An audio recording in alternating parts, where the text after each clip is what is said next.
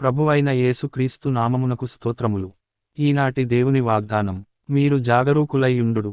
ఏలన మనుష్యకుమారుడు మీరు ఊహింపని గడియలో వచ్చును. మత్తయి 24వ అధ్యాయము 44వ వచనము. ఈనాటి ధ్యానాంశం, ప్రియ సహోదరి సహోదరులారా, ఈనాడు సువార్త వాక్యాలు ప్రభువైన క్రీస్తు రెండవ రాకడ తుది తీర్పు గురించి బోధిస్తున్నది. ప్రభువైన క్రీస్తు రెండవ రాకడ అనివార్యము.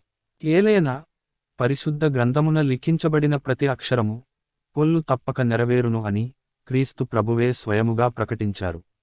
కాబట్టి ఆయన రెండవ రాకడ కూడా వచ్చును. మరి ఆయన రాకడ ఎప్పుడో ఎవరు చెప్పలేరు.